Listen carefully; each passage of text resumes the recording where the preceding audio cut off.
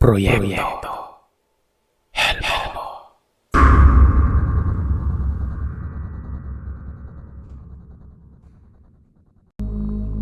Pagkatapos masara ang garapon, namatay ang ilaw sa kandila. Napuno na ng kababalagan ang isip ko noon. Yung sugat pa ay unti-unting natutuyo. Nawawala na rin ang pamumula ng balat sa buong paa. Yung parang bulok na karne. Nagmistula na itong balat na wari sa papel de liha. Magaspang tingnan. Ang nagpadagdag pa sa pagtataka at pagkamangha ko noon ay yung bigla na lamang huminga ng malalim si Kuya Manuel. Yun bang tila galing sa pagsisid sa tubig ng ilang segundo at pagkaahon ay naghabol ng hininga. Ganun na ganun si Kuya Manuel. Pansin ko din na naging masigla na ang kanyang mukha. Nagawa na nitong ngumiti at magsalita. Wala akong ibang narinig kay Kuya kung hindi pasasalamat dahil nasalba pa ang kanyang buhay. Tumingin pa sa akin si Kuya. Nagtaka kung bakit naroroon ako sa uluhan niya. Ibig sabihin lang ay wala sa sarili si Kuya at sa mga sandaling yon palang nagkaulirat. Biro mo, ganun kalala ang tama ng barang. Doon na natili si Kuya Manuel ng ilang araw sa bahay. Dinadalaw siya ng tiya Soledad tuwing hapon. Malapit lang naman ang bahay nila mula sa kumon na tirahan. Siguro ang layo nito, mga 1 kilometro lang at kayang lakarin nun. Si Tia Socorro, nakikita kong hindi na namamalagi sa silid niya. Sa halip, kung saan ako naroroon din siya. Wari bang may gustong sabihin pero nahihiya lang. Halatang halata kasi sa kinikilos niya. Naging sensitibo kasi ako noon gawa ng may mga natuklasan ako. Nakamasid na ako lagi kay Tia noon. Hanggang sa isang hapon, habang nasa bodega ako, pumasok si Tia at kinausap ako. Kamusta ka dito? Masaya ka ba? Bakit niyo naman natanong yan, Tia? Nakakapanibago ka. Hinayaan lang kitang panoorin yon. Naalala mo yung araw na yun, tama? Gusto ko kasing malaman mo na kung anong meron sa atin. Siguro ikaw, hindi mo pa pinapasok ang gawaing ito dahil nga bata ka pa. Mangbabarang tayo pero hindi namiminsala. Sadya nga lang may galit sa atin noon pa man. Siguro alam mo na yung dahilan kung bakit mas pinili kong dito ka na lang sa bahay mag-aral kaysa sa hiniling mo sa akin, di ba? Pinoprotektahan kasi kita. Bukod pa dyan, baka kasi may masabi ka sa mga tao patungkol sa nakikita mo dito sa loob ng bahay. Tia, ayos lang po sa akin pero hindi ko po maiwasang matakot eh. Ang sabi kasi ng tiyo, gawain daw po yan ng demonyo. Tumawa ang tiya ko. Para bang tuwang-tuwa ito sa sinabi ko noon. Ano ka mo? Sabi niya yon? Gawain pala ng demonyong ginawa ko. Ano na kaya yung sa kanya? Doon natahimik ako at kaagad naglakbay sa aking diwa ang sinabi ng tiya. Ano ang meron sa tiyo ko? Yun ang pagkakaintindi ko sa kanya. Kung demonyo si tiya at kinukumpara niya ang sarili kay tiyo. Nawari bang mas masama pa ito sa kanya? Anong klase si tiyo nun? Hindi ko pa man na itatanong kay tiya ang nais ko pakawalang kataga. Sinabi niyang pareha lamang umano sila ng tiyo ko. Akala ko noon ay mangbabarang din si tiyo pero madalas nakakasundo ng mga mamabarang Roberto. Mga aswang. Talagang hindi nalalayo ang kanilang pananaw. Kaya nga nagkaintindihan kagad kami ng tiyo mo at hindi naglaon, nagkatuluyan. Hindi nga lang kami nabibiyayaan ng anak. May sumpa kasi ako. Sumpa na dati pa tumama sa akin nung bata pa kami ng mga kapatid ko. Hindi ako magkakaanak. Teka tiya, malinaw na sa akin na hindi talaga kayo magkakaanak. Matanda na rin po kasi kayo eh. Pero, aswang si Tio Raul? Wika ko nun. Ora mismo kasing rumihistro sa isipan ko ang paliwanag ng tiya. Aswang ang nakakasundo ng isang mambabarang. Kung kaya't maaaring aswang si Tio. At hindi nga ako nagkamali mga kagiliw dahil binigyang linaw yun ni tiya. Kung hindi ko mo ano napapansin, madalas itong wala sa gabi. Niyaya ako ni tiya na sumama sa kanya. Sumunod naman ako. Nagtungo kami sa kamanggahan. Huminto kami malapit doon sa maliit na sementeryo. Nakikita mo ba ang malaking puno ng nara sa kanto ng lupain? Sa itaas niyan, diyan namamalagi ang tiyo mo tuwing gabi. Diyan siya natutulog. Dan ko siya napagkakatuwaan dati. Gusto mo bang makakita ng itsura ng aswang? Diyos ko po, wag na lang po tiya. Kailanman hindi ko hinangad makakita ng aswang. Kumain po ba ng tao ang aswang? Ang sagot ni tiya sa tanong ko, kung mabibigyan umano ng pagkakataon ay kakain talaga. Pero hindi nananalo ng kapitbahay ang nilalang. Doon lang sa malayo. Kilala siya ni Tia Soledad. Maging ang nanay ko umano, kilalang kilala si Tio Raul. At hindi umano natatakot ang angkan namin sa aswang. Walang dapat ikatakot sa kanila. Katunayan, kami umano ang kinatatakutan nila. Maniwala ka sa akin, totoo. Oh, ngingiwi-ngiwi pa yung bibig mo. Nagsasabi ako ng totoo. Mas malakas pa yung angkan natin sa mga aswang. Tandaan mo yan. Hindi na ako nagsalita nun. Pero nag-meet siya yon upang mailang na ako kay Tio. Hindi pa man ako nakakakita ng aswang noon pero matunog na ang pananalasa ng mga nilalang sa lugar namin. Kahit sino pa ang tanungin nyo sa lugar, basta yung lumad lang. Kinagabihan, nakikita ko ang tiyo na panay tingin sa akin. Marahil ay sinabi na ng tiya sa kanya na alam ko na aswang siya. Parang katulad lamang din ni tiya, nagdalawang isip akong lapitan. Hindi ko maiiwasang maasiwa. Ayos lang kumambabarang pero aswang? Nako, sa katagang aswang pa lang, nakakatakot na nga. Paano pa kaya kung makita ng personal? Akala ko noon ay hanggang pagsipat lamang sa akin ng tiyo. Matapos kong maasikaso ang hugasin, lumabas ako ng bahay para buksan ang ilaw sa pasilyo patungo sa labasan ng lugar. May mga poste kasi na nakalagay at pagmamay-ari yun namin. Tanglaw ito buong magdamag sa paligid ng bahay. Pagkabukas ko ng ilaw, nakita ko ang tiyo na nakasandal sa isa sa mga poste doon. Nakatingin ito sa akin at kinawayan ako. Kinakabahan ako noon. Tinitingnan ko kung gaano kalayo ang bahay mula sa kinaroroonan ko. Gusto kong tumakbo pero hinawakan ako ni tiyo noon.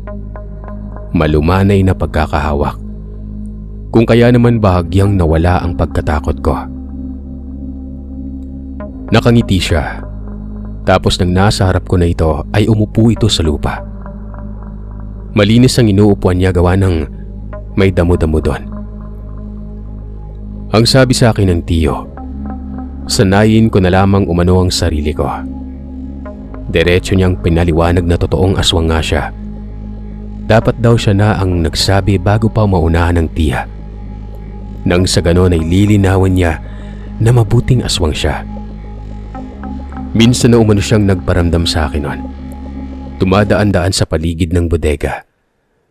Katunayan ay nakita ko na nga umano dapat siya sa ganyong aswang. Nagtanong naman ako kung kailan yon. Ang sabi niya, 2 buwan na umano ang nakalipas. Nagkausap pa daw kami pero hindi ko umano napapansin na aswang na siya noon. Inalala ko ang tagpong yon. Nasa likuran kami sa bandang koprahan. May lumang koprahan kasi doon at maraming nagkalat na bunot. Nililigpit ko noon ang mga bunot dahil gagawing uling ang bao. Gabi, pero may ilaw naman. Lumapit nga sa akin ang tiyo at nagkausap kami dahil gusto niya ako magpahinga. Maghapon naman kasi ako nagtatrabaho nun. Paano kayo naging aswang nun? Tao lang naman yung itsura nyo. Paano mo ako makikita nakayuko ka? Nagsisi nga ako nun Ginawa ko pang aswang yung sarili ko para ipakita sa'yo. Kaso hindi mo naman ako pinapansin. Sumunod ka lang sa mungkahi ko pero hindi ka nakatingin sa akin. Gusto mo bang makita? Huwag kang matakot. Ipapakita ko lang naman para masanay ka. Wala naman akong gagawin sa'yo Basta, huwag mo lang ipagsabi. Naku, magagalit yung tiya mo. Kilala mo pa naman yon. Tugon ni tiyo. Nagdadalawang isip ako noon pero nakikita ko naman na seryoso at makatotohanan ang mukha niya. Sabi ko pa, kung dito lamang ba sa harapan ko siya mag-aanyong aswang. Ang tugon niya, doon umano sa tinuro ng kanyang tiya kung saan siya madalas nakatambay tuwing gabi. Tumanggi ako buhat ng napakadilim doon. Ang sabi niya naman ay huwag daw katakutan ang dilim. Para lang din daw liwanag ito kung susumahin. Ang isip lamang ang tumatakot sa akin noon. Hindi ko alam sa mga sandaling yon na ang tiya Socorro pala ay nasa likuran. Kaya pala panay sipat si Tiyo Raul habang nagsasalita. Napapitlag ako noon nang magwika si tiya ng, "Sumama ka na, Roberto. Akong bahala sa'yo. Oh, ito. Para makatiyak kang ligtas ka. Isuot mo to. Yan ay kung wala kang tiwala sa tiyo mo. Ako kasi may tiwala sa kanya." May inabot sa akin ng tiya na garapa. May tali ito na parang kwintas. May laman ito pero hindi ko alam kung ano yon. Basta nang mahawakan ko ay mainit-init.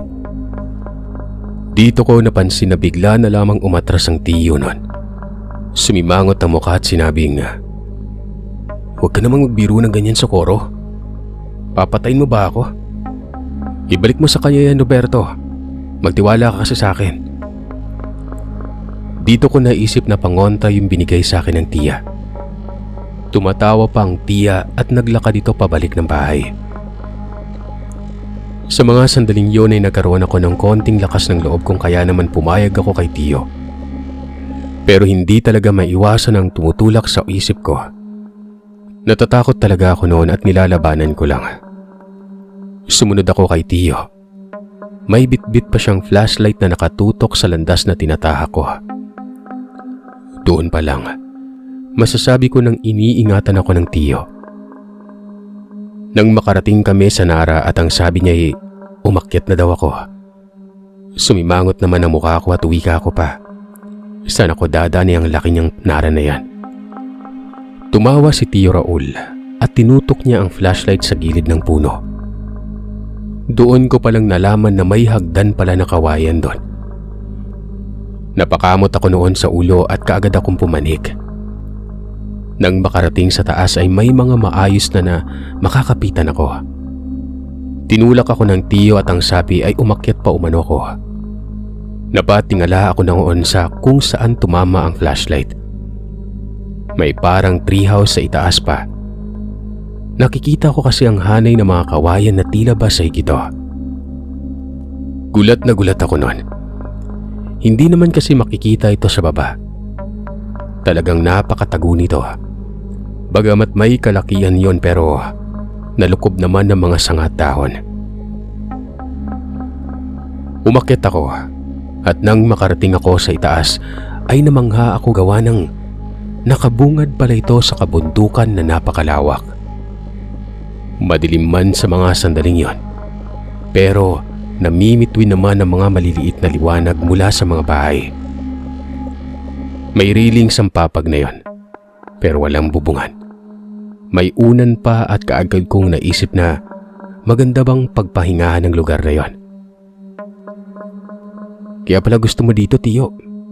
Teka, nasubukan mo na bang mamalagi sa bahay na nasaan yung aswang ka? Tanong ko. Ang sabi naman ng tiyo ay ni isang beses ay hindi siya nag-anyong aswang sa loob ng bahay. Masusunog umano siya dahil sa mga gamit ni tiya. Para bang sinadya ni tiyo na ipatama ang ilaw ng flashlight sa kanyang mukha. At sa maniwala man kayo o sa hindi, kamuntikan akong malaglag nang makita ang nakakatakot na itsura nito. Napaatras ako noon. Mabuti na lamang at may railings. Mukhang pusa ang mukha ng tiyo. Kuminang pa ang mata dahil sa ilaw. Purong itim ang kanyang mga mata na may pintik na kulay puti. Nakangisi ito at kitang-kita ko ang pantay at maliliit na ngipin pero matutulis nun. Yung kamay niya, kulubot. Hindi naman mahaba ang kuko pero maiitim din yon. Ang sabi ni Tiyo Raul, binigla niya na lang ang pagpapakita para hindi daw ako makapaghanda. Nang sa ganon ay walang tensyong mangyayari. Gasgas ng konti ang boses ng tiyuhin ko, tapos ang paghinga niya ay parang baboy na humihilik. Tumabi pa sa akin si Tiyo Raul, nakaupo at nakatanaw sa malayo. Habang ako naman ay hindi ko inaalis ang tingin sa kanya. Nakikita ko na hanggang patok ang buhok niya. Wari ba mga balahibo yun na humaba lang? Hindi ako mapanatag kung kaya nakiusap ako kay Tiyo na ibalik na sa normal ang kanyang itsura. Pero iniba niya ang usapan. Nalaglag na ako dito. Unang beses kong malaglag sa buong buhay ko. Dahil yun sa tiya mo. Kung hindi mo alam, may mga kataga kasi na may buhay. Orasyon ang tawag dito. Sadyang napakabisa. Napagdiskitan ako ng tiya mo habang nakatambay ako rito. Mabuti na lang at hindi ako napilay. Pinagtawanan pa ako ng lokong tiya mo. Dagdag pa niya, nasa unahan lamang ang bahay niya. Bali magkadikit lamang ang lupain nila ni tiya. Ang pamilya ni Tiyo at pamilya ni tiya ay malapit daw sa isa't isa. Magkababata silang dalawa. Alam daw nilang ang isa't isa noon pa man ang magkakatuluyan. Ang magulang ni Tiyo Raul, utusan ng lola at lolo ko. Dagdag pa ng tiyo, ang lupain na kinatitirikan ng bahay nila ay pagmamay-ari din umano namin. Ibinigay lamang ito sa kanila para may mapagkakakitaan. Marami din kasi mga tanim na mangga. Ilang sandali pa, parang nasanay na lamang ako. Yun bang nakikipag-usap na ako sa normal na tao na walang kinaaasiwaan. Nakipagkwentuhan ako kay Tiyo sa ganoong anyo. Hanggang sa umabot sa punto na nakikipagbiruan na siya sa akin. Hanggang sa namalayan ko na lamang na ang kausap ko pala ay isang aswang. Natulala ako noon at napapailing. Napangisi at naisip na hindi pala nakakatakot. May sasabihin ako sa iyo. Atin-atin lang ito ha. Nasabi kasi sa akin ni tiya mo na natuturuan ka niya ng pambabarang. Huwag kang pumayag. Sabihin mo, gusto mong mamuhay ng normal. Nagtanong naman ako ng bakit. Ang sabi niya sa akin ay para daw akong nakatira sa impyerno kapag nagkaganon. Kakatakutan ako ng mga tao at iisiping halimaw ako. Mas halimaw pa ang mambabarang kesa sa aswang. Isa pa, hindi umano ako magkakaroon ng magandang buhay. Bagamat marangya pero hindi ko umano matatamasa ang sarap nun. Bagkos, puro na lamang problema at nakaabang pang banta. Lalo't may kabangayan daw si tiya ngayon. Inutusan pa nga si Tiyo na patayin daw ang kapwa mambabarang. Hindi daw kasi ito mapatay-patay ng tiya. Gawa ng alam na ng kalaban ang pangontra para sa kanya. Di ba mambabarang nga din yung kalaban? Paano kanya uutusan? Takot ka nga kay Tia, di ba? Takot ka sa mga gamit niya. Walang pinag-iba yun kung pupuntan mo yung nakabangayan niya. Tanong ko pa na para bang ang dami ko nang alam kahit wala naman. Tumawa si Tio. Tama naman umano ako. Kaya nga tumanggi si Tio dahil ikamatay niya pa ito. Iginiit pa umano ng Tia Socorro na palalakasin niya ang katawang aswang ni Tio pero hindi pa rin pumayag si Tio nun. Bahala na umano basta hindi siya papayag. Habang nag-uusap kami ay bigla na lamang sumimangot ang kanyang mukha. Bumalikwas ang Tio at kaagad tumayo. Tumalikod ito na wari ba'y nakatuon ng atensyon sa bahay. Hanggang sa maya-maya pa. Umuwi tayo ng bahay. Bilisan mo, mauna kang bumaba. Kahit nagtatakay bumaba na lang ako. Pagkatapos kong makababa ay nagulat ako noon. Paano ba naman kasi? Si Tio ay nasa gilid ko na. Hindi ko alam kung saan dumaan. Hindi ko naman siya nakitang sumunod sa akin noon. Basta bigla na lamang itong sumulpot sa aking tagiliran. Tapos ay hinablot ang aking kamay at tumakbo pa uwi. Nasaan yung tao na ang Tio? Hindi nagsasalita hanggang sa makarating kami sa bahay. Nakita ko si Tia Soledad, kasama pa nito ang kanyang asawa na si Tio Gascon.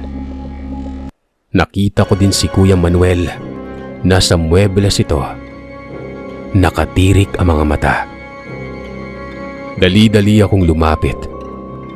Yung paglapit ko, yun ang siyang pagtigil ng hininga at pagpikit ng mga mata ni Kuya Manuel. Umalingaw-ngaw sa loob ng bahay ang pag-iyak ng mag-asawang Tia Solida at Tio Gascon. Habang ang Tia Socorro ko naman ay nasa loob ng silid. Bukas ang pinto at nakita kong nakadapa ito sa may sahig habang nakataob. Napapaligiran ng mga kandilang kulay itim at may mga binibigkas na salita nun. Sabi ng Tio Raul, nakikipagpatayan na si Tia Socorro. Nagtanong naman ako sa papanong paraan. Barang sa barang, Roberto. Dito ka, dali. Lumayo ka sa pinsan mo. Diyan sa katawan niya pinapadaan ng barang. Kaagad naman akong umatras. Maya-maya pa ay lumayo na rin si Tia Soledad at Tio Gascon. Nasa gilid ako noon ng pinto sa kusina. Nakahawak sa akin ng Tio Raul. Mga 2 minuto siguro ay lumabas ang Tia Socorro. Tapos isa-isang kinuha ang mga garapon. Binato ito sa sahig sa tabi mismo ng labi ni Kuya Manuel. Nanlalaki ang mga mata ko sa kilabot nun. Yung mga insekto ay nagpulasan sa sahig. Tiring-diri ako nun hanggang sa bigla na lamang yung nag-akyatan sa muebles. Wari bang may sariling pag-iisip lahat. Yung bulati ay kitang-kita ko ang pagsasayaw nito habang papaakyat nun. Lahat ng mga insekto niyon pumasok sa bibig at ilong ng Kuya Manuel. Tinakpan ng tiyo ko ang aking mga mata.